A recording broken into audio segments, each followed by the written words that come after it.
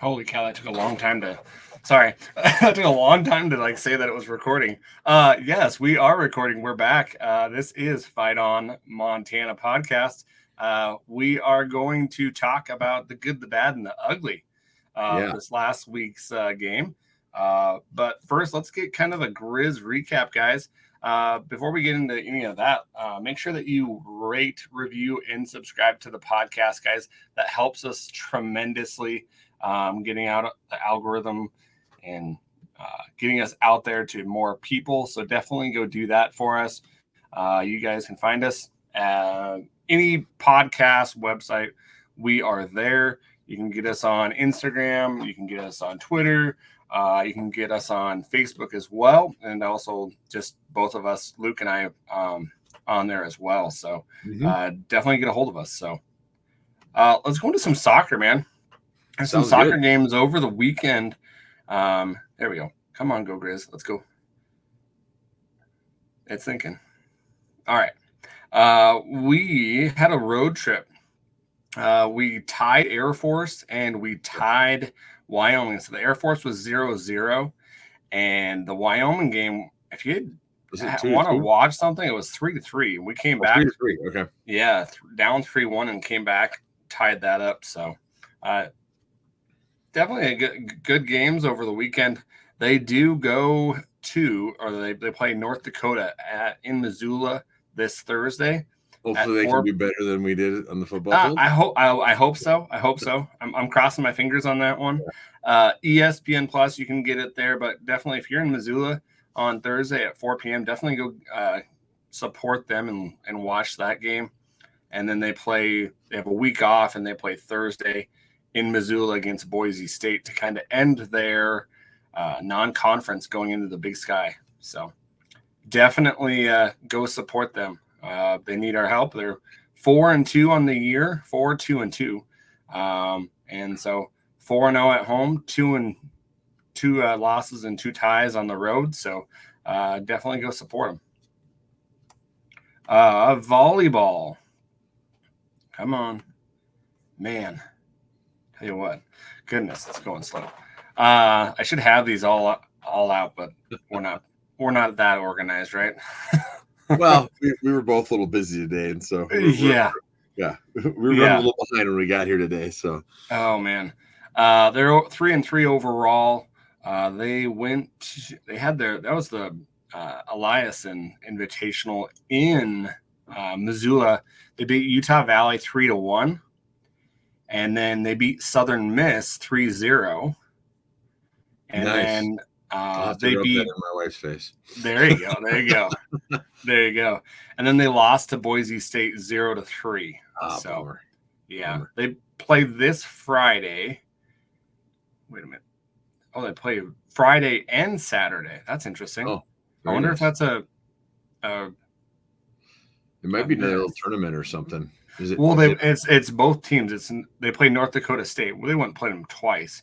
Maybe it's just a delay of when they're going to play them, either the 13th or the 14th. But either way, that's going to be in Fargo, either on Friday or Saturday. It does not say anything about it on TV where it would either say like ESPN Plus. Usually, I know North Dakota State does ESPN Plus. Oh, do they really? North Dakota Sports does their stuff like locally, like ESPN, but generally they show all their stuff in ESPN Plus, so it should be. Because it has a little watch with the dollar sign. So yeah. And then so anyways, they play them this weekend, and then they have a 6-day break, and they'll play at the Kangaroo Classic. They'll play Bradley, and they'll play Kansas City in Kansas City, Missouri, and in Lindenwood. So yeah. So that's what we got for the Grizz wrap-up, guys, or the Grizz, whatever you want to call it. I am losing my mind today. It was a long day. My gosh. So, yeah, let's talk some sports. You were down in Nebraska territory. I was. And I was blowing up your phone like no other. And goodness gracious. Yeah, it was funny. So yeah, I was down at Lincoln for the Husker Colorado game because for work we were sponsoring a tailgate down there with Mead Lumber, and yeah, when you get 90,000 people in one area, your phone doesn't work very well. So I actually happened to get a ticket to the game and saw the game. It was pretty cool. I was like 7 rows up on the 45-yard line on the Colorado side, and it was loud in there. Like they said, it had 86,000 plus people, great atmosphere and stuff. But I've got my little Apple Watch thing that shows you like the loudness, decibels and stuff. It'll get after you. It's like a loud environment. And when Nebraska was on defense, it definitely got loud. But like it would only go to 90 or 95. When I'm in Grizz, it usually goes over 100. So, I mean, even though there's that many more people, it still seems louder in Grizz. Just saying. I mean, it was loud there, but like the people around me, not like when you're in Grizz, everybody's like losing their minds, and everybody was yelling in here and standing. But I mean, like people are like can't talk the next day and stuff. And I truly think it's louder with our 25 to 27,000 people, but very, very cool environment being in a Memorial Stadium. One of the coolest things, I didn't know they were going to do this. So at night games at Nebraska, between the third and fourth quarter, they have everybody bring out their flashlights on their phones and they shut the lights off. And then they have like fire going and stuff. And they're playing Thunderstruck, and like they had drones above us that like showed like 1994 national champions, and they show the Husker guy and like all this stuff. I mean, you can tell that there's more money. Like it's just like you can just tell that. Yeah. And then too, their scene that they do with the whole tailgates, it's like the whole downtown, because like Husker Stadium, Memorial Stadium is right like basically downtown. And so like, in every open parking lot, there's tents with tailgates and TVs. A lot of people can't get into the game, so they just watch it at the tailgates and every bar and stuff. I mean, it's just they definitely do it right. And it's funny because they joke that on Saturdays, Memorial Stadium is the third biggest city in Nebraska, and it is. So it was definitely a cool experience. But like for me, it was funny because like my service was crappy and my phone was just draining. So it was about halftime of the Grizz game. And I looked down, I'm like, oh, 24/7. Sweet. I shut my phone off. I was like, we got this.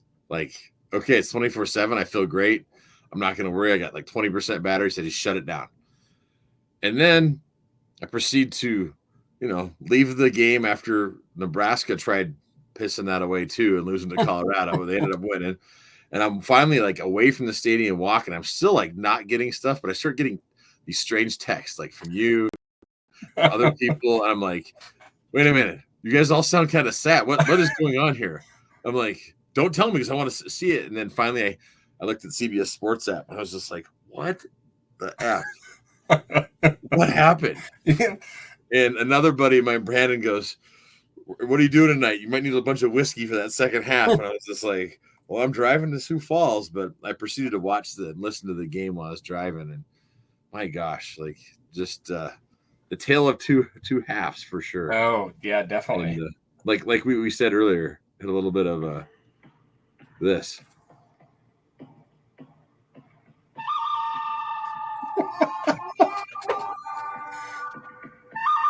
That's the good, the bad, and the ugly, and that's what it felt like. Some good stuff. There was some bad stuff and some ugly stuff. So when you see the title of our episode, that's what we have it as, because it just suits that game. So yeah, but I had a good time, and then proceeded to it. I've watched the game twice now, and you've watched it twice? Yeah, I've already watched it twice because I was just like, okay, all right, I saw it, and then it was like, okay, and it was interesting, like. So knowing the fact when I watched the first time that we lost, I was much more in analyze mode. Like I wasn't like, if I watch it live, I get so pissed, and just like super emotional. And this time I was just like waiting for the ball to drop, and it was like, okay, well, there was a few things in the first half, but I was just like, okay, well, what happens here, And it was just like this slow, like, oh my gosh, come on, you guys, like you could just see it happening, and it was like, oh no, and it started. It just didn't start in the second half. It started that second quarter, it was slowly. Yeah. You could see the wheels kind of turning and kind of slowly getting it up to that point, and then second half hits, and it just boom. Well, and so here's an opinion that I have. Like, yeah, sometimes I feel like, especially with Bobby's teams, it's almost better to be close in the first half. They make adjustments, and we come out in the second half and really, put it to teams or figure things out. In this case, it felt to me, and that's why I watched it a few times, and we did make some adjustments, but not much. It felt like we went in after the first half. It was like, okay, let's just keep doing what we're doing. And why wouldn't you? Because it's working.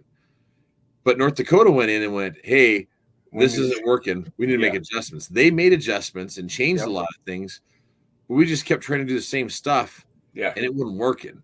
And we got away from some of the things too. We got away from running the ball. Yeah,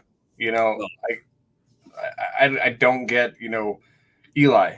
He breaks that 70-yarder, and then he gets 3 or 4 more carries the whole rest of the game. And that's usually not Bobby. Usually it's the opposite, where it's like, hey, you're running it, you're running on first down all the time. Well, instead, we're not, or we're passing on first down, and that was our biggest problem. We had 9 plays in the second half, and it's like, we were behind the sticks the whole time. We just couldn't get ahead of ourselves, and our poor defense is on the field the whole freaking time. Oh yeah.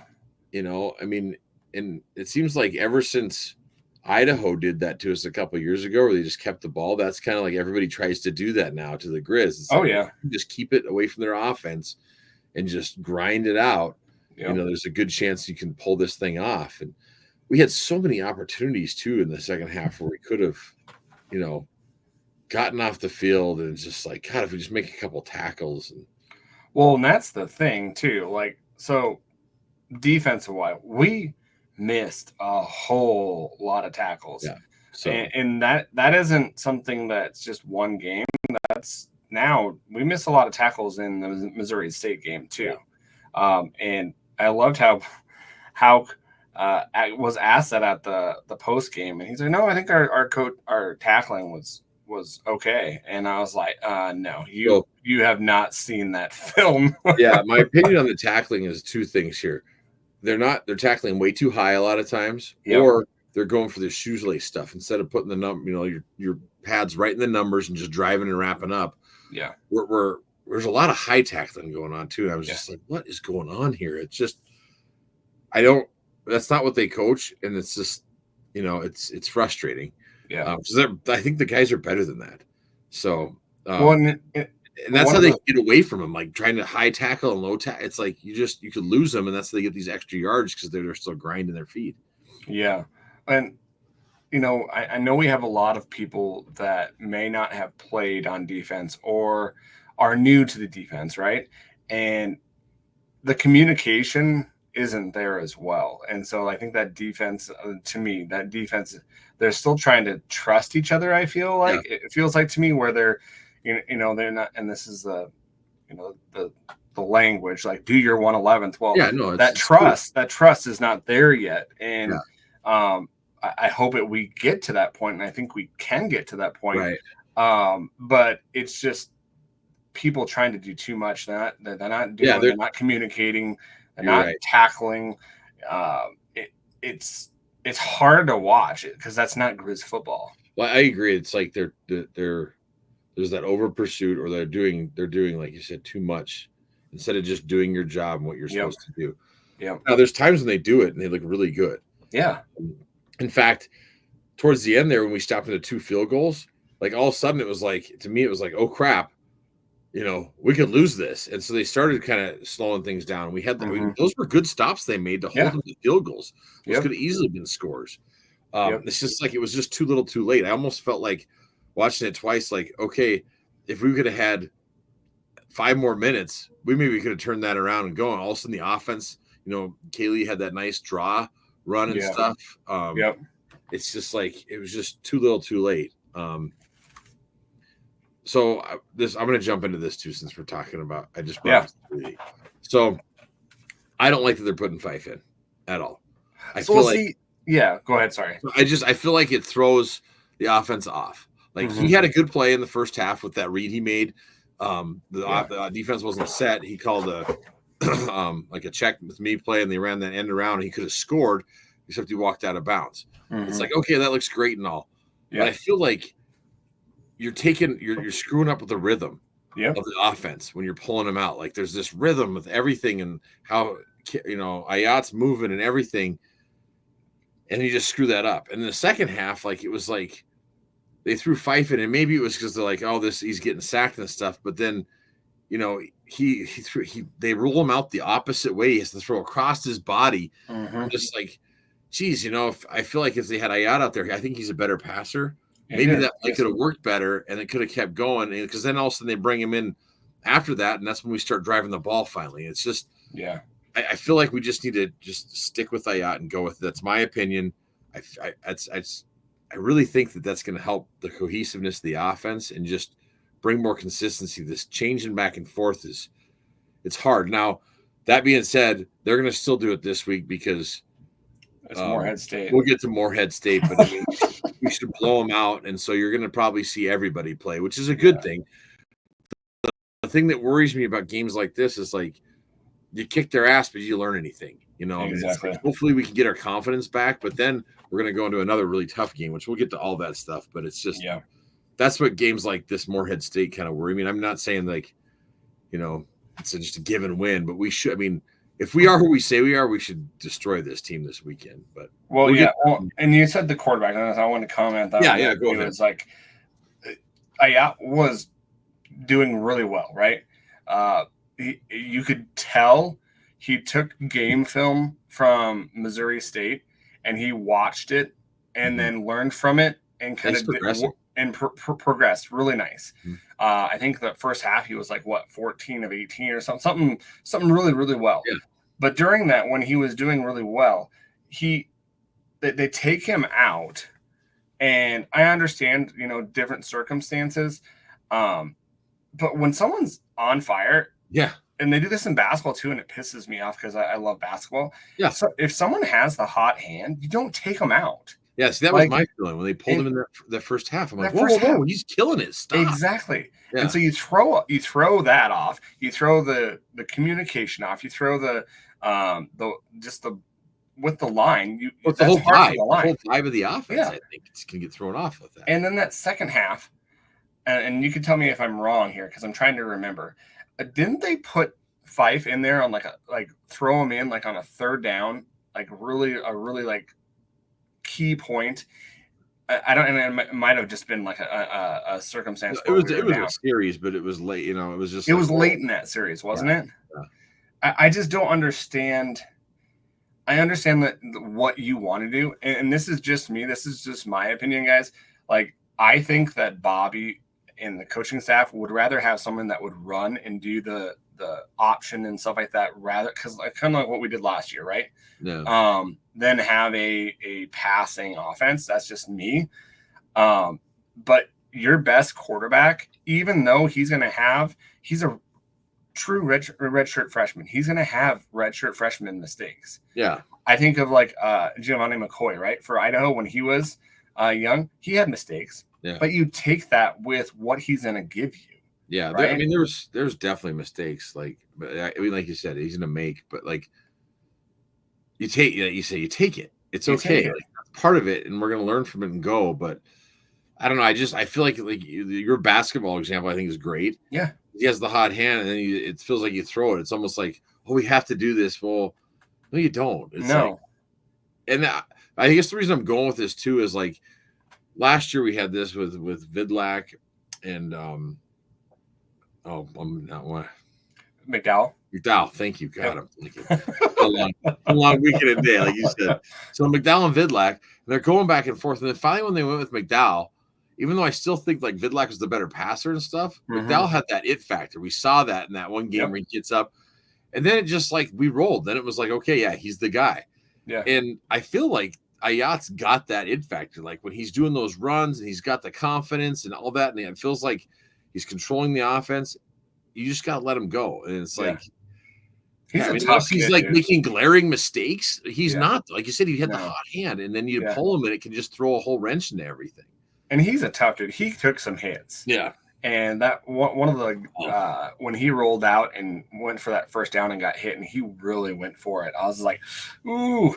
Yeah, he's a baller, man. He's a baller. He wants to win. I just really think that, you know, I know iron sharpens iron, right?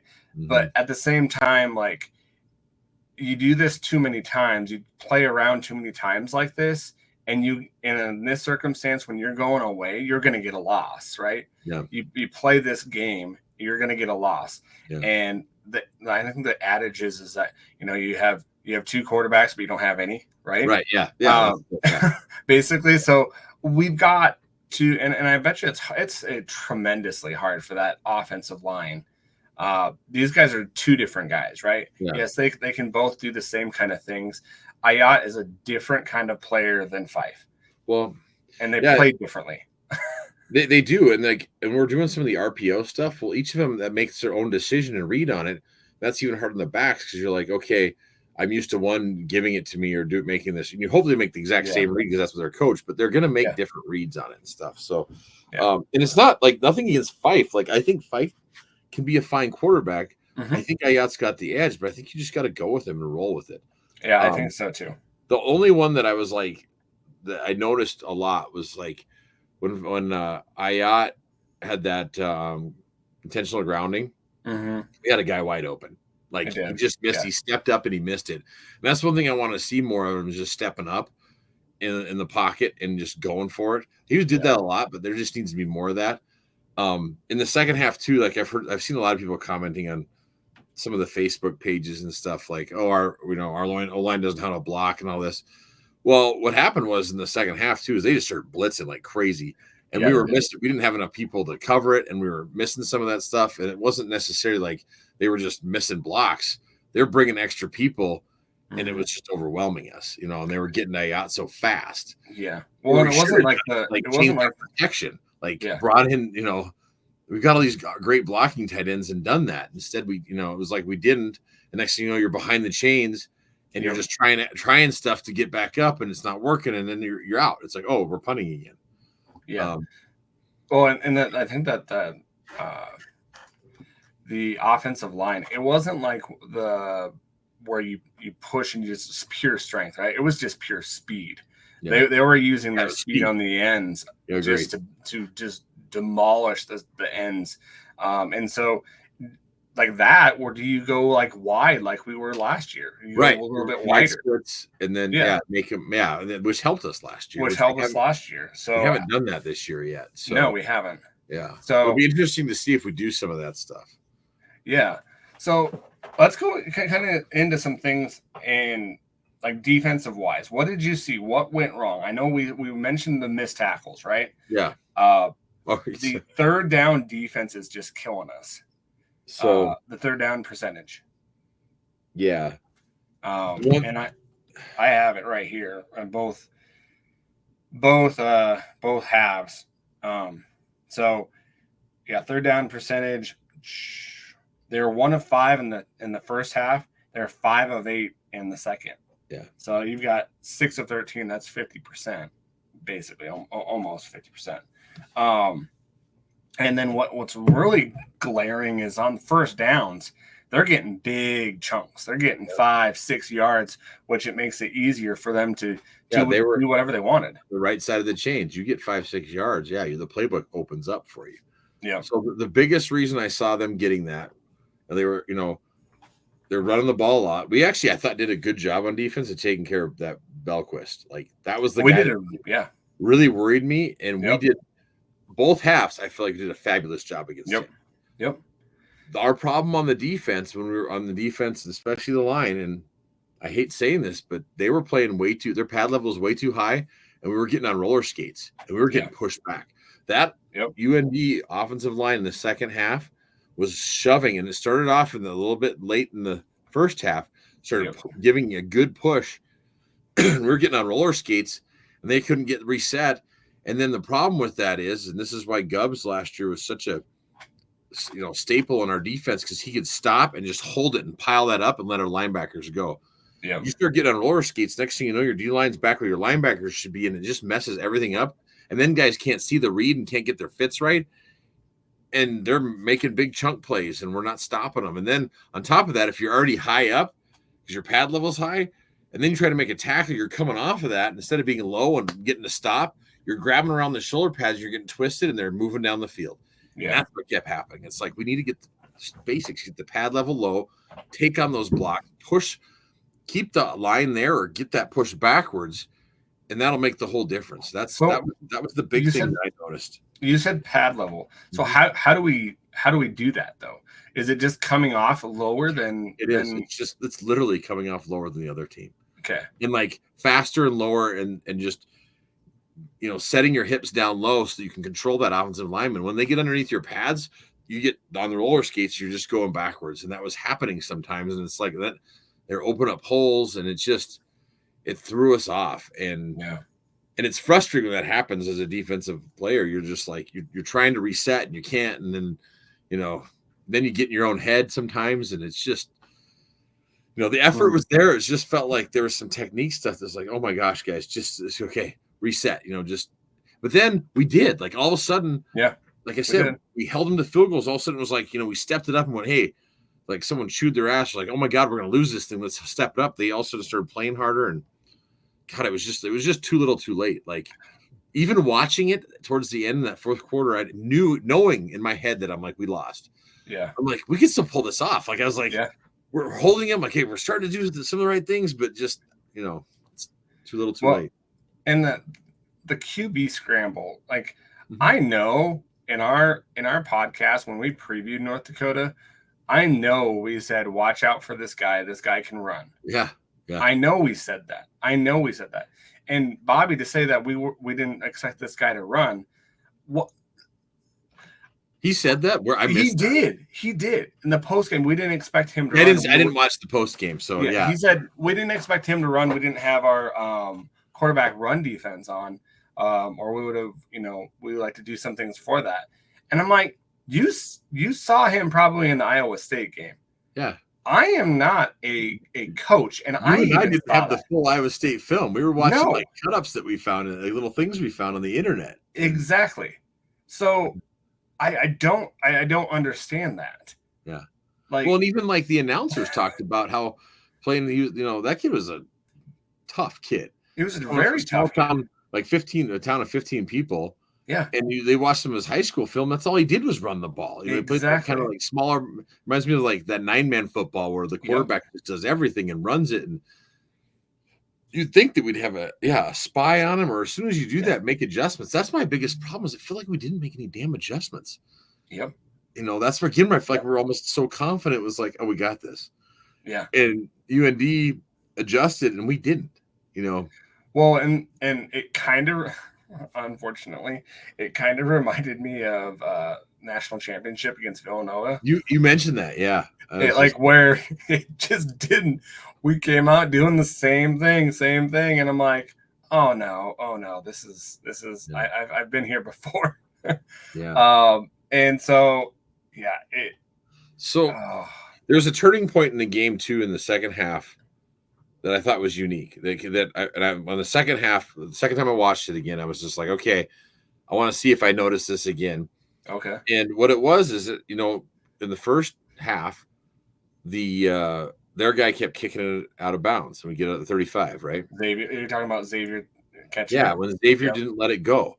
Yep. And Houck said something I didn't know about this. I think I can share it at QB Club tonight, where if Xavier would have caught the ball and had his foot out of bounds, it wouldn't be right there. It counts as a kick out of bounds if he catches it out of bounds. Okay. And so, like, we just needed him to take one more step. He shouldn't have caught, like Houck said, they coach against that. Like, he should have let it go.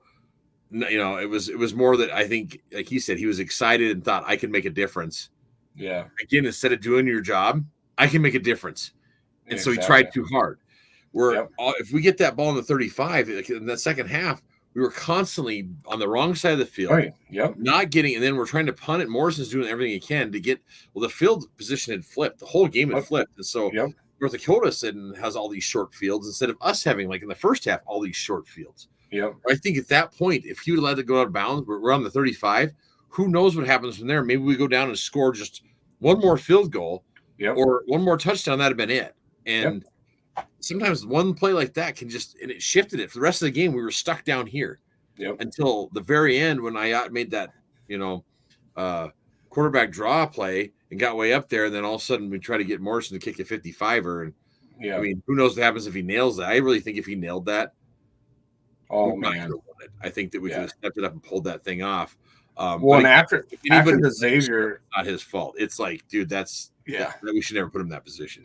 Well, and after that Xavier step out, where he caught it, like that's where you could see the momentum changing, like you said. Yeah, they got some of their sacks on Ayat too during that next they did set of downs too. So yeah, we were 3 and out then, and then boom, and they just that field position, everything just kept shifting and shifting and scoring. It was just like, man, it was just like what it reminded me of too is excuse me, I'm sure everybody's seen the movie The Replacements.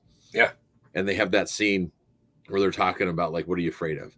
Yeah. And they're like, of spiders, bees on the field and all that. And then Keanu Reeves' character is like quicksand. They're like, oh man, quicksand. Yeah. He's like, tell us more. He's like, where you keep trying harder, but you keep getting more stuck, and just everything you do, even though you keep trying, it pulls you down like quicksand. And even though you're trying your best. And that's where I think can happen to us, like in this, where when we talk about guys not doing their job and trying to too hard almost, that's what happens. And you're just like, man, we're doing everything we can. Whereas it's just, hey, calm down, do your jobs, and it'll work out. Yep. And that's my point with that is like with X, instead of just letting it go out of bounds, he's like, I think I can take it to the house. Because, if he would have, hero. Yeah. Yeah, definitely. Even though it's like, don't do that again. Let it go out of bounds. Thanks for running it back. Yeah. Instead, he grabs it and tries. I mean, I commend him for trying it. I mean, you can't ever like, thanks for trying. But again, it's a coaching moment. It's like, hey, next time, let that go out of bounds. Let the process work. Take care of it from there. So, and honestly, he's got to look at himself. And could he have done that? Yes, but that's something new that he's been doing this year with little experience. Like you've got to know. And when you're catching it right there, that's so hard to backtrack it. I mean, it's such a hard position because all of a sudden you have that whole wall of the field. You got to come, it's just like, oh man. And when your momentum too, like all your momentum was stopping that and planting that leg. So you're not out, and then you're restarting your engine to go. That takes a little bit, and they're already down there by then, setting up that wall. So, I thought was something, and we're going from defense. Anything about the defense that you want to talk about? Yeah, Riley Wilson was back. He was he played very well. Yep. He was making plays, looked good out there. I'm glad to see that he's back out there. He had a little injury, but he was playing really well and stuff. And I feel like our linebacker play looks good, and hopefully, Ryder Meyer isn't hurt too bad or anything, and there's not too many injuries. But it's just, again, I feel like that we're still not playing without thinking. You should, when you're playing defense, we say don't think. I mean, you're still thinking, but you need what it is playing on reaction. Like you're so used to doing everything, and everybody else, it just kind of flows, and everybody's just reacting to the ball and doing their job. And it still feels like we're thinking a little bit out there. Yeah. And it's going to come, and I'm glad that we got Morehead State, this week, but it's going to come, and we're there. I mean, I don't feel like this is that NAU loss. We should have won this game. And I hope we really learned some stuff. And I'm going to tell you right now, UND is a good damn football team. They're a good team. Yeah. They housed North Dakota State last year. Yeah. I mean, just beat the crap out of them, and they're going to definitely make noise this year. I mean, Iowa State just went in and beat Iowa this last weekend. So, and if there wasn't some mistakes, UND could have beat Iowa State. So, I mean, there's. Well, and I honestly think that this is probably going to be, and could possibly be a team that we face in the playoffs. It very well could be. Yeah. So one thing that I have to talk about the defense, and I know this is something that I love and I hate at the same time. We talk a whole heck of a lot, and I think we need to, but at the same time, if you're not proving it, man, do you think, and this is just my opinion, I think when you're not proving that talk and you're not, doing what you should be doing, it takes away from your focus of the game to actually focus on what you need to do? I'd say yes and no. I think it's Okay. individual. Like some guys, like that helps calm them down. Just Some need it, right? Yeah, and other guys they just they let the pads do the talking and stuff. Yeah. And so it doesn't bother me because Yeah. you're also trying to get in the other team's heads. But like I said, when you start getting on the roller skates or getting stuck in the quicksand, maybe it's time to shut up and prove it. Yeah. Yeah. So that's something kind of I saw in the second half. I was just like, come on, let's stop talking. Let's get this done. Like seriously, that kind of just bothered me. But let's go to the offense. Sure. One thing that I kind of question the red zone, right? The red zone call right before the end of the half. We have 3 timeouts, right? We're probably on the 15, wasn't it? Something like very close to that. Yeah. We're in the red zone. The play calling just seemed kind of weird. Where some of that we didn't use some of our timeouts and some of the play calls, it's just like run the ball. Like you've got timeouts, run the ball. Yeah. Well, and especially with how it felt like both Ospel and Gilman were running really good. Exactly. And so I don't know why we got away from that. And the line was getting a good push. Exactly. Yeah. They were getting to the next level even on their blocks. And it's like, that's one thing. I don't know why we got away from it. And especially when you're in the red zone, it's harder to pass in the red zone. Yeah. And now I will say this: we talked about how there was going to be openings in the pass game. We both said that last week. I saw it. It was like that's why they saw the same film, and it's like, there should be openings.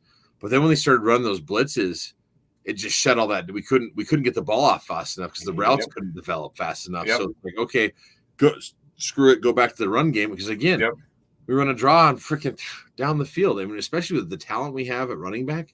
Yeah, man. Well, and we're not taking any deep shots, and some of the deep shots we did there. But like I would think with in fact that one, I think the ref should have thrown a PI when they freaking he should have when Fonts came back. The guy gets tackles him basically, and it's like they don't throw the flag.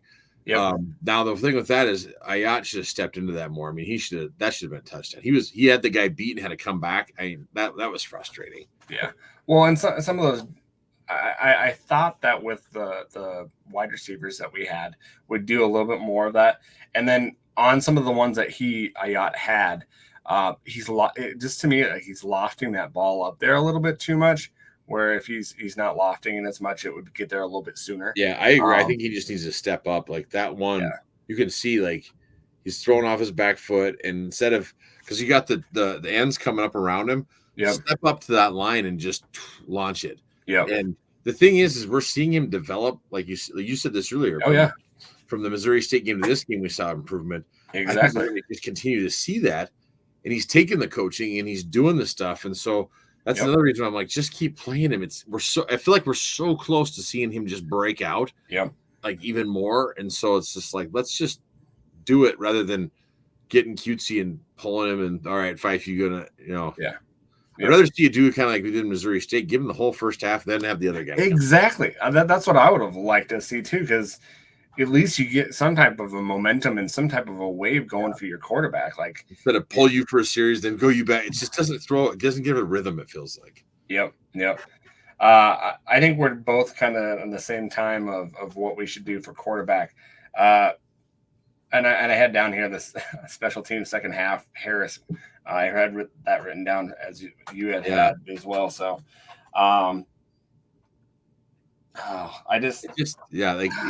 Bobby likes to say this, that time of possession doesn't matter. Oh, and that's what I wrote down here. I wrote on the second. The week before. Yes. That's like the BS, dude. Like, it's like it came back to haunt him. And that's, the second half of this game. Yep. You said that, like, so time of possession, that metric doesn't matter. Oh, my God, it did in the second half of this game. 9 plays, and, like, what was the time of possession difference? I didn't look. I mean, it had to been, like... I've got it right here. But he actually did say that. 4 minutes. He said that on the coaches show on Wednesday. That's what it was. It was the coaches show. Thank you. Yeah, I knew I heard it, wasn't it? I was like, I didn't hear that at QB Club. That was out in the public somewhere. That was on the coaches show. So let's see. First half, it was 16-13 Grizz. And then second half, it was 5:53 to 24. So they had the ball for 37 minutes, and we had it for 21 minutes. Yeah. And in that second half of game 5 to their 20. 5:53 to 24. So that makes a difference. Like, Yeah. I don't care who you are. No. That's so you're getting less plays. You have that makes a difference. Yeah. You know, and where he'll go is, well, yeah, we only had 9 plays. That's what. Well, yeah. So time of possession matters in that case. You had 9. Well, and in this, it said we rushing attempts 8, passing attempts 8.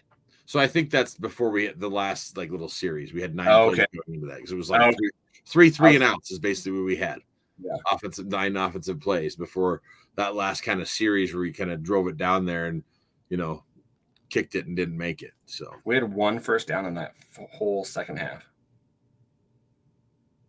That's what this says. No, it's right. Like it was in that late in the fourth when we had the 1 first down. It was that 16 long run by Ayat on that QB draw. They had 73 plays and we had 59 plays. Yeah, that's a part of time of possession too. Yeah, like if they're getting more plays than you, that is a stat that you look at like, oh, like. Yeah. And the thing is, the crazy thing about that, when you say they had 73 to our 59, we took possession away from them because we had an interception and stuff. Yep. So like when you're getting turnovers, that's when you should have more plays than their team. And but they punted the ball 0 times in that second half. Well, and that's their thing. Like when we were punting all that time, and we had 3 and outs. Yep. Our poor defense. That's part of the reason they're going to get on worse because they're tired. Exactly. It's like, dude, you got to get them rest. Like that, the best defenses are when your offense lets you stay in the sideline. Exactly. It has nice long sustained drives, and you come out, and you're all fired up again. Yeah.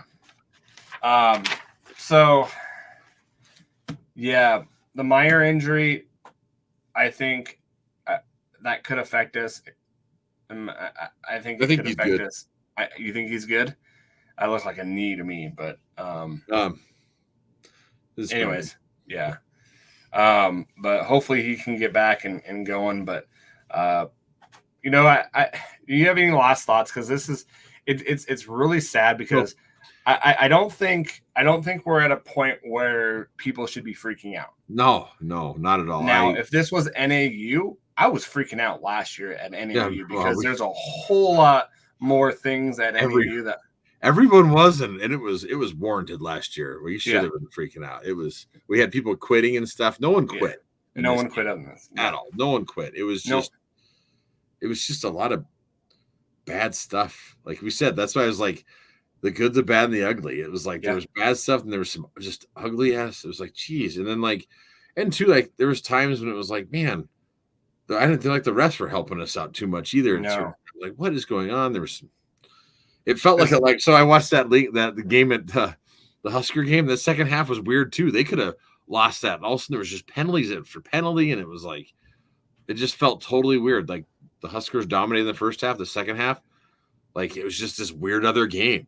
Yeah. And that's what the Grizz game was like that too. And then I don't know what was up with Saturday. And then you got Northern Illinois beating Notre Dame and there's all this just weird, it was like, what in the heck is going on here? I was like, yeah, the football gods were just messing with everybody this last Saturday.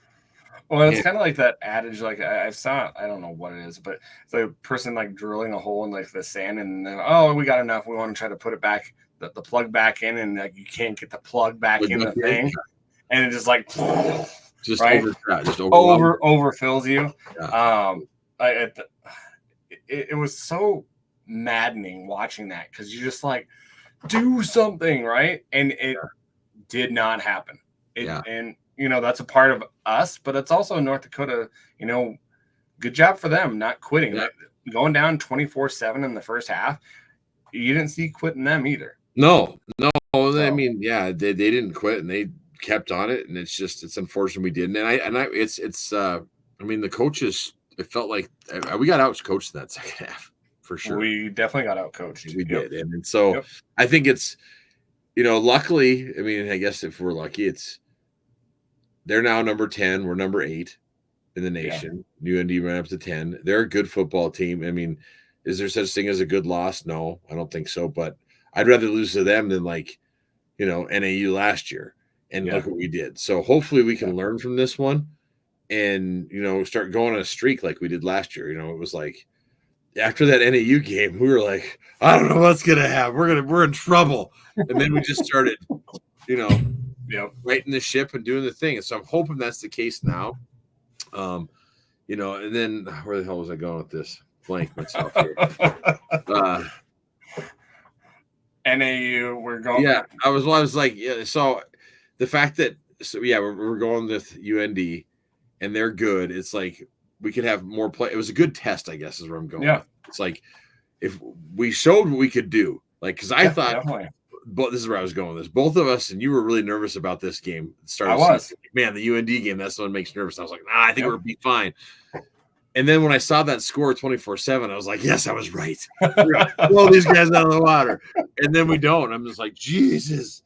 And so you just never know. But I think we showed in that first half, like what we can do. Like there was glimpses of like, hey, we can do this. And so it's just a matter of putting all that together is where I'm going with this. Like we got to put it together and get one complete game. We haven't had that yet. When we start doing that, and that's where we saw towards the end of last year, especially in November, we're putting the complete games together and finishing teams off. And that's what we got to start doing. All right. So any last things about this game? I do have one last thought. Okay. When I watched the game back a second time, Junior Bergen was dressed out on the sidelines. Yeah, he warmed up. He warmed up too. Yeah. So, and that's what people were asking last week. I was like, man, there's pictures of him at practice and stuff. So he's close. If he is, I'm just telling this to everybody, if he is at all still slightly not ready, don't play him this week. Nope. Don't play him. This is not the game for that. Rest him one more. Same with Grossman. I'm not sure what's going on there, but like if it is some type of thing like that, rest him. Or if people like Ryder Meyer, don't play him this weekend. No. Why? Why would you? There's no reason to. If whoever's banged up, sit him out, get other guys experience. Let Ayat play a ton, get him tons of experience, build that confidence up. But if people are injured, don't play them. Yeah, I bet you we see a young Hawaiian running back this game. Or whatever. We'll see Huat too out there, probably playing third quarter. So I can't wait. But all right, want to play a game?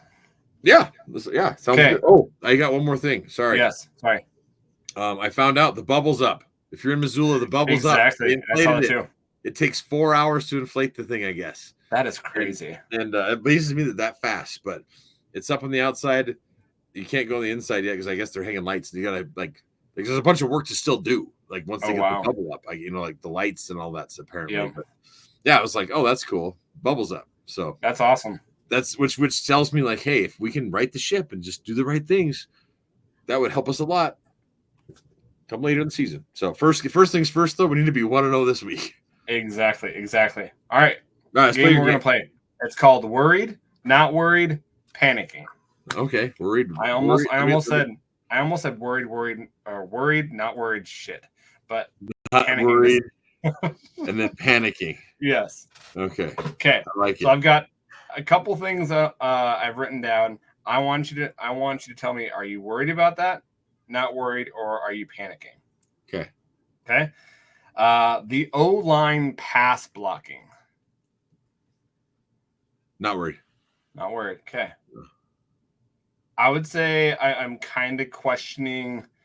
I'd say I'm a little worried on that. Just now, it's only one game. We'll see going further. But just by the fact of how they did that the last game, I'm a little worried. It's not the O-line I'm worried about. I think it's the protection package we have in. I think we need to bring in the tight end and even possibly leave the running back there to help out. We did do that, though. We did leave the Osmo back there. Right. In a couple of those. It felt like, too, like we weren't getting the right reads. And what I'm worried about is whoever is in charge of it, it's Liam Brown, calling out the protection. That felt off because they were missing blitzers and stuff. And that's where that's the only thing I'd say I'm not worried about because I feel like we're good pass blockers and they're going to do fine. Yeah. The only part I'd maybe say I'm worried about is just whoever's job it is to make protection calls needs to do it. Yeah. And here's the other thing that and I'm just going to throw this out there, and it bothered me if you watch the film, they put the camera, whoever was filming for UND, on the offensive line coach at the end of the game, and he looked frustrated. And I know that our offensive line wanted everything in the world to give their new offensive line coach the win. Oh, yeah. Sometimes you almost play too hard. It's weird to say this, but make mistakes. You're just like, God, I just want it so bad. And you start making mistakes. And that could have happened. Like they wanted it so bad for him and they couldn't give him that, that W. Yeah. So that's why I'm not worried. I think it's like they're going to write it. It'll be fine. Okay. Stopping the run. A little worried. Too many people are not doing their job. And then, like I said, we got roller skates, and that dang the line of scrimmage kept shifting backwards in the second half. We weren't holding her or putting it back to them. So that's the only thing I'm worried. We need to get pad level low and start holding our ground. The guys can do it. I think some of it was we were thinking they were going to keep passing. We thought, and I think almost like we were in pass defense a lot when they were running the ball. It was like, so is that coaching? Like, are we calling the wrong scheme? Maybe. Like we kept thinking, they're just going to throw it to Belquist because I think that's part of what happened. They thought, they're going to just chuck it to Belquist because they're down by a bunch. And instead, UND went, no, we're just going to run the damn ball on you.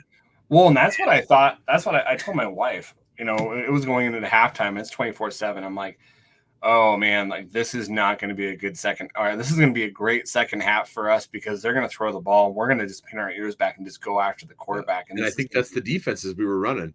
Yeah. And then what it does with that is when we're spreading out, we're spreading our defensive line out, and they're all pinning their ears back. Well, you're getting upfield too much. And there's these huge holes and gaps. Yeah. And then all of our backers are thinking pass too, and they're either, it was just a lot of oops. So I'd say slightly worried with the run defense. Okay. And this goes into kind of a little both a defense and offense, but play calling. To me, play calling offense, there's some times in there where I was wondering why we weren't running the ball. There was times where I'm like, why are we not in the end of the first half? Why are we not calling timeouts? Why are we calling pass plays? I was a little worried about play calling this game. Yeah. I'm going to say not worried because I think and here's where, I guess going into the future. Yeah. I'm not worried right now because I feel like we were being too cute this last game on both sides of the ball with the calling going, I really think that they thought everybody on the team, the coaching staff included, we got this. We're going to just blow this team out. But you can't go into that like that, though. Like I know you can't.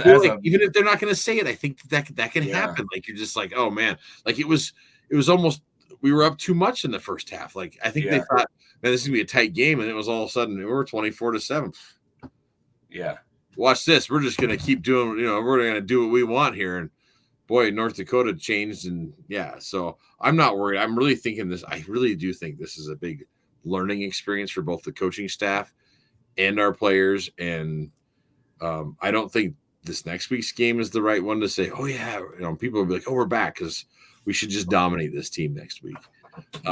It's that Western Carolina game. Not to look too far ahead, but that's the game where if we can dominate that one, that's to improve the whole country that we're back on the right track. So, well, and on defense, I don't know. I feel like it's really close. Like we've said this, right? Well, I feel like they're very, very close of switching it and it being a good defense. Yeah. It's just, I don't know if it's communication. I don't know if it's, having two co-defensive coordinators and that kind of working against itself. It just feels off. Well, our whole defense is new, basically. Yeah. We got a lot of new players, a lot of transfers. Our coaching staff's all mixed up and new too. New people calling defense, new coordinators, it's just like we're still technically the 3-3-5. We're running four fronts out there all the time. I see it. We are running four fronts. And so I think it's just getting this. I think it's our defensive coordinators trusting each other, whoever's calling it, because I don't know if they're both or how they're doing that. Yeah. And then the players trusting each other too. I think once we get all that, it's going to be nasty. Yeah. Truly. Last one that I've got. Okay. Just our identity. Like who we are as an offense. Like, and we've said this before on podcasts, you got too many heads, right? Yeah. Too many running backs, too many wide receivers. Who do you rely on, right? In that time of need, when you need somebody. And this is what hurts too, is when Bergen's not there, those guys are in different roles. Who's going to be the guy that's going to be the guy? There's the one thing I guess I'm worried about. X has been doing a great job. Yes. He's playing Bergen's position right now. Yep. So when Bergen's back, what do we do with X? Because I don't want to get him off the field. He's been one of the bright spots. Well, and that's why I think, like, if you're really looking at your offense, you leave Gilman in there, and you're going to have it's going to be a passing offense. You got 4 wide receiver split. The reason I see them pulling Gilman, and maybe we're thinking this too much, it's the whole we want to keep him healthy for a long run and stuff. Well, guess what? We just got beat. Let's focus on winning this game. Yeah. Yep. And I had noticed that. So this is the narrative going through our locker room right now. If you watch the presser today, did you watch the presser today? I haven't watched the presser yet. Okay. They've got X there, and they also have Childs there. And I can't remember which one of them said it. I think it was X. And he mentions we just need to focus on going 1-0. Oh, I think there may have been, and it's our fault too, but you and I, because we talk about everybody. We're all, the narrative, 12-0 on the, is what we should go. 11-1 mid, 10-2 at the worst. Yeah. Well, those narratives get out, and you start thinking, and instead of, we're going to be Big Sky, we're focused. Instead of just focusing on this week, we need to be 1-0. Yep. And I think sometimes when you get smacked in the mouth like this, it brings you back down to reality and go, we need to start being 1-0 each week, because that's what got us there last year. It was focus on that week and move on to the next and move on to the next. And then it'll snowball into really good things. And so I think that's not just the players, coaching staff included. Yeah. All of them. And even Grizz Nation. We all need to focus on, as I was just talking about Western Carolina, we need to kick Morehead State ass this week, and then we'll worry about that. So, well, to be honest with you, like, if we lose to Morehead State, we got problems. We're in trouble. We will not be ranked. We will be no. Don't go on any social media. It'll be just it'll be awful. It's not going to happen. This is a get right game for us to do stuff. Get everybody get right, get back, go 1-0, and get ready to go 1-0 again. And that's really what the focus needs to be. And that's what the whole team needs to do. And that's why we were so good last year, is just focus each week on being 1-0 that week. And I was pumped. When I heard him say that, I was like, oh, they've been getting chewed. Everybody's been, they're going to be laser focused this week. So, we didn't really do very well. Oh my God! I think I was the closest. I think you won last week. Yeah. And you won the following week. Yeah, the previous week. But yeah, that was interesting. Let's go into Morehead State real quick, guys. I didn't honestly break down Morehead State very much. I have some stuff on them. So I have some stats here, but I couldn't find any of their film. I couldn't find their dang film either. No. And then. So here's what I got. They're 2-0 on the season. Yep. Haven't played anybody. No, they've played some. Yeah, I mean their first one they beat the Knights then whoever the Knights are 48-7. But then the next one was like a 17-10 win or something like that. Yeah, it was like not something central. Yeah, directional school. So their quarterback is this Connor Ganal. Yep. In that game, he finished 15-23 for 221 yards. Let's see here. There was somebody else. 25 of 41 on the season, 349 yards, 3 touchdowns. Their defense, I mean, even though they've played some crappy teams, they look awesome. They look like world beaters right now because they forced 5 turnovers against these Knights. Yeah. And then their good linebackers is Brandon Stearman. He had 8 tackles. Yeah. And then Noah Benza had 2 tackles for loss and 1.5 sacks. Yeah. So I This mean, Matthew McLennan also has 3 interceptions as well. Oh yeah. So I mean, he's their leading tackler with 17 tackles on the year. Gotcha. So and then it looks like their field goal kicker, he made a 31-yarder during that game. Yeah. Their running back too, Chance Harris. He's had 20 attempts for 108 yards. So he was averaging about 5 yards a carry. That's 1 touchdown there. Their other Trey Davis, he's got 11 carries for 80 yards, 77 on the net. But so they do have some good running backs. Not too much of receiving. They've got Ryan Up. He's got 6 catches for 144 and 2 touchdowns. So he's averaging about 72 yards a game. So, their stats look good, okay. They're in the Pioneer Conference too. They're averaging 32.5 points. 32.5 points. They're pretty balanced. 142.5 yards for rushing, 183 for passing. One thing, they've gotten some interceptions, like we've said. Their punt is not great. It's 34 yards a punt. Their penalties per game are low. Their time of possession, which is something that we've talked about, is 35 minutes. Yeah. Which could be something. Well, I think they dominated one of their games, and the other thing too that can skew things too. Like, I don't know, for us, like if we could dominate this game, not have a lot of time of possession because you're scoring exactly. Well, and you look at their third down conversions; they're 12 of 29. That's not terribly. That's not good. That's only 41% on third down. They're only 33% on fourth. So not great. At red zone, they're 8 of 10. 5 touchdowns of those are touchdowns. So,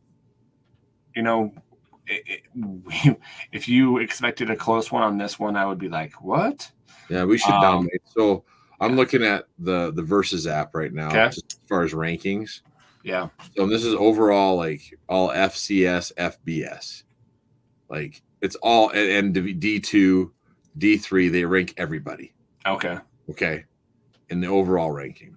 Right now, Montana's overall ranking is 110th out of all, according to FCS and FBS? And like everything. Like that's they're giving us 110.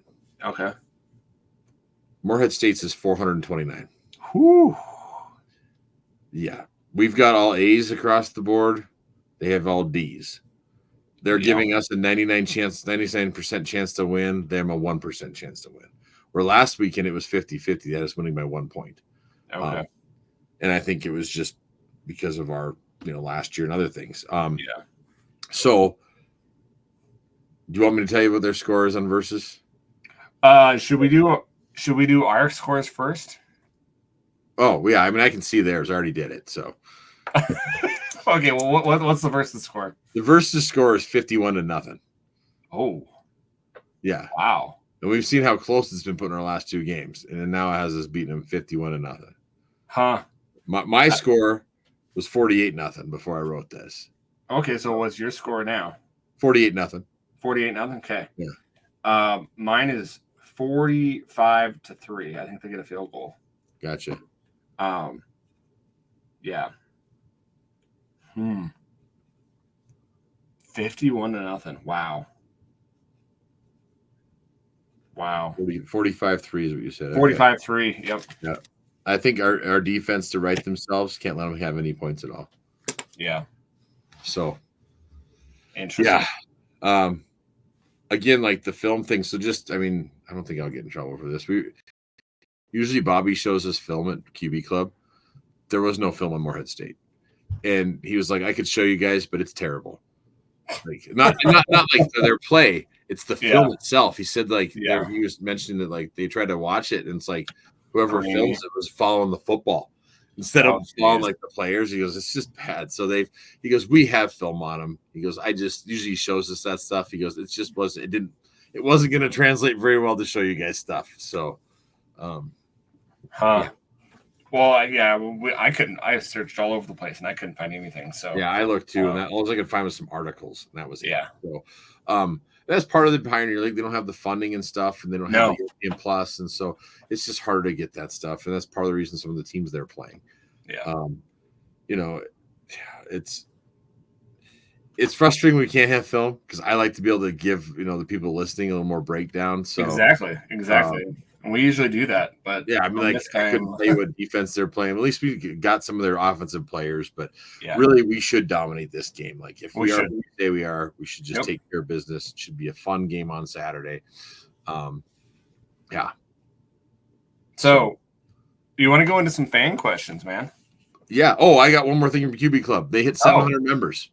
That's awesome. I know that was the goal, hitting 700. Now it's like, okay, let's go for even more. So that was pretty sweet. That's awesome. So, yeah. So, fan questions. I know we've got one on Grizz. Wolf777. How lucky does Luke feel that he had to miss the game due to a work obligation? Compare and contrast the game day experience at Nebraska versus Grizz, which you kind of did a little bit. I kind of did earlier. So I think the biggest thing is just the tailgating.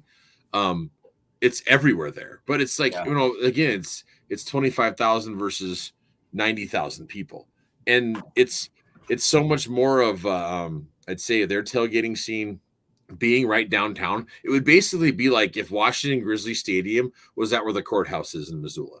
That's kind of what it's like. I mean, it's like you are downtown. The bars are just right there and stuff. Cool. So that's kind of the difference with there. Like every little open parking spot, they have tents and booze and just like TV set up. And I mean, that's all they got going, and they do it right. That's the biggest difference as far as the tailgating. I will say this, like, I know it's an issue getting in the stadium. You get in the stadium so fast. In Memorial? Oh yeah. Like really 90,000 people you're in. Like, it's just boom, you're in. There you are. They have wands, and like the thing about them is they have a lot more entrances. And so depending on where you're sitting, they like your tickets even say go to this side to get in. And that's where you go to get in. It just helps flow everything up to where it needs to go. And they have people quickly wanding and scanning. It's just like scan, wand, scan. They're just, it reminded me more of like getting into the Pearl Jam concert. And so, but at the same time, the number of security people and stuff they had doing that was way more than we have. Like that's, I think some of it is just getting the people out there to be able to do that stuff. So, and then like the overall experience, they had a flyover and that was freaking awesome. Like it was just on the deck and stuff. I mean, you can just tell because it's, it's not just our local MTN, it's being broadcast on Fox Sports. I mean, that was part of the reason everything was jazzed up. But again, when I was hollering and stuff, and I'd look at my watch because it would warn me about the noise levels, and the highest I got was 95. Where I'm at Grizz in the south end zone, or I've never had the pleasure of sitting in the north end zone during a game. I'm usually in the south end zone or somewhere down there, and it always goes over 100. So that's awesome. The other thing too, I mean, even though War Memorial is a really cool stadium, like there's something about Grizz and having Mount Sentinel right there with the M and just I don't know, maybe it's the mountains and all that. It's just a cool experience. I will say though, like if you're just a fan of football, a night game at Memorial Stadium for the Huskers and just that whole thing because they love their Huskers, do it just for the experience. Like it is very, very cool. Awesome. I think it's up there with like, I'd love to go to Camp Randall, to hear House of Pain in the quarter and sit there and jump like that. Same with like, cool. I want to go to a game in Iowa one day to wave at the kids at the hospital up there. Like, there's such cool traditions throughout college football that if you're a college football fan, go. Like, that's one thing I was like, again, I hate missing the Grizz games, but like that was a hell of a cool experience. That's awesome that you got that opportunity. It's going to be sitting on the 45, 7 rows up, but that's it was. And there's like, for instance, like I don't know if I said this earlier, but I'm watching Dion. He rips his headset off and throws it. It's like it was just right there. It's like, holy cow, this is cool. I mean, it was just right there. It's very cool atmosphere. But the other thing I think you can tell is like I think we have great facilities with our champion center and all that. Yeah. You can still tell the money that they have there. It's like, oh my God. Like, just like they have a tunnel walk before they even come out of the tunnel. They're filming them, and it looks like some kind of pro facility. I mean, the money that goes into that football program is wild. Oh, and Bushimi, yeah, kicking punts, but he also kicks field goals now for him. Really? He's a field goal kicker too. I was like, "Whoa, he's kicking field goals!" Yeah, he punted one right, like coffin cornered it, and so that was awesome. kind of cool seeing her. And while I was there, I was wearing my Grizz hat. Like people, that's like, all. Did you say anything? Oh yeah, like some people were like Montana. I'm like, yeah, Montana. I was like, I'm not wearing Husker stuff. I'm here. I'll root for the Huskers since I'm here. But it's like, did you go to a volleyball game? No, I didn't. Kick their ass. So like, the volleyball tickets are harder to get than the football tickets. Oh, I'm sure. My buddy, who actually lives like not far from me, him and his wife and daughter and son, they all went to the volleyball game, and he was giving me updates. He goes, "Yeah, we're dominating the Cats right now." Awesome. I was hoping to see a Cat fan running around there. Not a single one. Didn't see any Cat fans running around because I was going to give them the old FTC. But yeah, Husker volleyball dominated the Kitties volleyball team 3 games. It was 3 sets and they were done. So I'm sure that volleyball team is legit. Yeah, I mean they're really good.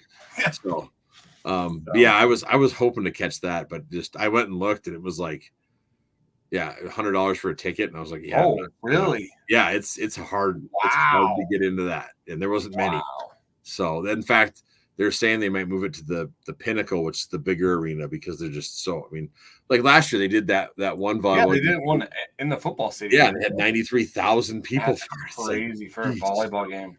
But yeah, it was cool being there.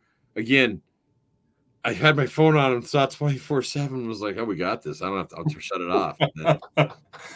Then you like texting me. I'm like, you're like, what's going on? I'm like, do you want to know? You're like, no. And I'm like, okay. I know. I was like, you're worrying me. Everybody's worrying me by the way you're talking. What is going on? And literally being the optimist that I am, I was like, oh, we must have just came back and we won by 1 point or something, is what I thought. And then finally I saw it and I was just like, you gotta be kidding me. What happened? Oh man. So yeah. Well, so I'm not gonna not watch football, our games. The rest of the season I'm good. Like there's no more other. I feel like I was like, Jesus, I should have been watching them. It's like, did I give my luck to the Huskers? Like I get all weird like that. I was like, okay. The voodoo. I even had my Grizz shirt underneath. I had a red pullover on. That's actually my daughter's choir because they're the same colors as the Huskers, and had my Grizz stuff on. I had my Grizz socks. I mean, I wore all my lucky stuff because I was like, I still gotta have it. Yeah, frustrating, but we'll right the ship. So we will next week. This week we will. Yeah, this week. Now, did you have any other questions? I did. That was all Egriz. We didn't have any. I had a couple of questions that so. If people want to DM me on Facebook, that's where I got these. I got a couple of direct message questions. So, Tad Brennan, he has a question for the podcast. Why can't the Grizz tackle? Yeah. So I think, like I said, it's this high tackling and not just. Yeah. It's and some of it was bad angles too. It's like, man, what are we doing? Like, well, we're not getting into them in there. We're leaping for them too. It's just like we're not. We're not I think driving it home like you should be and wrapping up. So and we're not having like usually you have 3 or 4 Grizz helmets on a guy right then, and we're not doing that either. We're not getting to the ball as well either. So and when we play our best defense, we all swarm to the football. Yep. And so we're not doing that either. Yeah. So Tad's a big fan of ours, the pod and stuff. He's always commenting, and so we appreciate you listening. That's awesome. You and the family, and that was his question. So, and then Shay Rosberg. He had a couple questions. Okay. So, let's go, Shay. He says, for the podcast, why in the world did we stop running Gilman? At 8 carries for 86 yards, 10.8 yards a carry. I know you're going to go over the horrible second half play. And lastly, the loss that last year to NAU was much worse than this one. Yep. But the way we lost this one hurts worse, or is it just me? I agree. It does, I don't know. I think it hurts worse last year, actually, because we saw guys give up. That demoralized me. I was like, oh, my God, guys are giving up. That's not good. No. I didn't see anybody give up this one. It's just, like I said, it felt like the quicksand and snowball. And just, yeah. Sucked. Yeah, I think last year was way worse just because you saw the people quitting, and it wasn't just one person; it was a couple people. Yeah. I think this one was hard to take just because you went into halftime feeling good, and then you're thinking, "Hey, they're going to pin back. They're going to just destroy this team," and then you go back, and I did go back and watch the first half because I just was like, something's off. Something's off here. What did I miss watching it the first time? And I did watch a little bit of the second quarter, and because I figured it had to be somewhere in there. And then, like you said, you could kind of see the slow deterioration. It was starting to deteriorate in that second quarter, and then and then what really I think really flipped the game for us was when. I'm not putting it on X, but when he caught that ball, it was just, again, everybody's trying too hard instead of just doing what they're supposed to do and letting it work out like it's supposed to. And don't try to do more than you're asked to do. Just do your job. Yep. He also and I don't know why we stopped running the ball. I think like we said, Luke and I guess they're listening to our podcast. I doubt that, but we had saw that. I know there's no way. I know that we had seen some things where we were probably expecting them to pass a little bit more. Yeah. And then I think that they kind of gave up on that and was like, "Oh crap, we got to start running the ball." But they did. I mean, it looked. I mean, from watching the Iowa State film, it showed that we should just be able to light them up in the passing game. Well, and that's why I think like I was expecting them to have 4 or 5 wide and just go right. Yeah. And have Harris back, or not even back, but just line them up. Which I haven't seen that much. I think they've done it a couple times where they have Harris in the back and then they have him drift out to the side and have no one back there.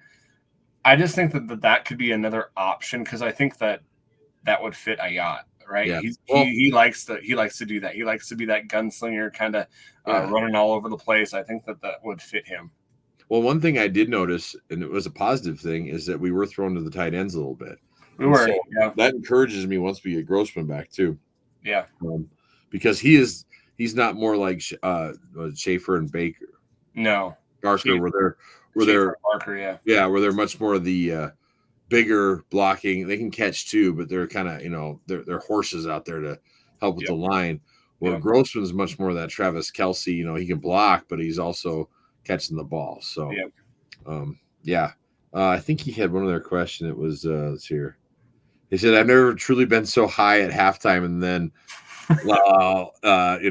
LOL, just down in the second half." He said that was rough, and he asked if 8 is holding the ball too long. I think it's not so much that he's trying to get his reads. I think some of it's not stepping out and running it away too much because like that one where he had that grounding, we had a guy. I don't know if it was Racanelli, if it was White, that was completely open coming across. It was going to be a touchdown pass. He doesn't see him, and instead he bails out and then throws that intentional grounding pass. Where if he could have just stepped up and just looked to the left one more, boom, hit him, that's a touchdown. Mm-hmm. And then, we win the game. I mean, that's it. There's little differences like that's amazing. Like you rewatch the game, there's just those little instances, man. If we just did that one thing, there was a lot of that. Just one thing could have really made a difference in that game, but unfortunately. And I don't think our wide receivers are getting off the ball or getting away from defense that well. They are though. Like if you watch, I just like Fonts is breaking away from him, but when we're throwing it out, it's almost like it's too late. Instead of like they need it. So right when he makes the break, they need to chuck it. I think some of the timing is still off. They're getting that timing because when he's coming back. He shouldn't have to come back for that ball when he's But the thing is that kills me with, and he did come back and that guy clobbered him. That should have been a freaking penalty, and we're down there. It's just that's the frustrating is there's some of that, But it is. I mean, these are Big Sky refs or Mountain Missouri, wherever the hell they're from. But things are going to get missed. I mean, that's just part of our level. Any level of football with refing. Don't leave it up to the refs. Do not do that. So.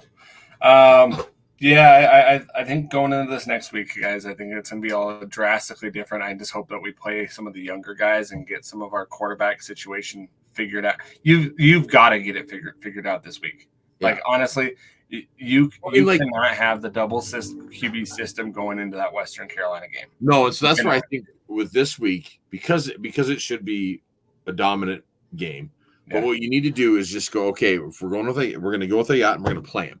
Yeah. And then when he's done for the day. Then Fife's in. And then when Fife's done, put Huot in. Yep. It's like that's how it should be rather than this cutesy, oh, we're going to pull you, we're going to put you in, Exactly. It just doesn't build that rhythm and stuff. It's like put Ayat in, go with him. If it's the first half, let him play the whole first half. And then if you want to let Fife take the third quarter and Huot take the fourth quarter, so be it. But yeah, I think we're on the same page with that. And I feel like the rest of the Grizz fans would like to see that too. So I think you just have to, just for purposes of just getting rhythm and getting continuity in your offensive line and just, I think the whole team, you've got to know who your leader is on the offensive side. And if you don't do that, then. Well, he showed that shades. We talked about that last week with McDowell. Like, I was like, oh my God, he's got that it factor of leading. And I feel like Ayat's leading and he's, I think the team will play for him. Yeah. So, it's similar. I also, the thought crossed my mind in that North Dakota game, not to keep going back to it. They had that tush push thing that the Eagles do or whatever. Yep. They brought that guy that was a former quarterback tight end. That's the Fife guy. Like, I'm like, okay, if you want to bring Fife in to run a quarterback sneak like that, where he's just a bigger guy, just pounding it, fine. Yeah. But like running the offense, Ayat. Yeah. So that's just, I don't know. Like that didn't screw them up because it was like, okay, yeah, this is a designed. We just want a big guy to run it here in this play and him to do that. Yeah. Okay, but yeah. Well, is that all the questions you had? Yeah, I just had those two. Let me just check Twitter and make sure that I checked Twitter. I didn't see anything on there, and Grizz is good too. So okay, yeah, we don't get a ton of questions, but if you do have questions, though, we love having fan questions and stuff, and hopefully, maybe we just cover everything and no one has to. Such a good job. I think we should do like a live show, like an instant therapy pod show. We have. Oh, there was some comments on we have been getting some comments on our YouTube video. It's funny. There's some cat fans that jump on and to throw shade and stuff. And then there was some other there was a Jax fan or something that was enjoying it and saying, you guys better watch. I'll start rooting for the Grizz too and stuff. So that cracks me up. But awesome. Hopefully everybody's enjoying what we're doing here. We know. I know Adam and I really enjoy it, and it's fun breaking Grizz sports and mainly Grizz football, I guess, but breaking it down and getting a chat about it. So exactly. Hey guys, like we said, we want to hear from you. So get a hold of us on Instagram, Twitter, Facebook, wherever you can get us. We're there. But also make sure, please rate, review, and subscribe to the podcast. You can get us on YouTube as well. We're on the FCS Fans Nation YouTube channel as well. And so just let you guys know about that. So rate, review, and subscribe. I got one last thing because I noticed a lot of people online asking about this. So I just want to, those listening, you should probably know this, but game time is 1 p.m. On Saturday. It is in Washington Grizzly Stadium. But as far as TV, if you're in Montana, it's on the MTN network. If you're outside of Montana, ESPN Plus is where it's going to be, or you can also catch it on the Grizzly Sports Radio Network. There we go. So Riley, it seems to be every week. It amazes me how many people ask, "Hey, when time's the game? Where's it at? How can I watch it?" So well, and I thought with the K-Grizz, it was gonna you could get the audio on K-Grizz, but you can still get the game on the Varsity app as well. Yep. Just to let you guys know, because I thought because of that, the K-Grizz was going to be the only place, but you can still get it on the Varsity app. Yeah.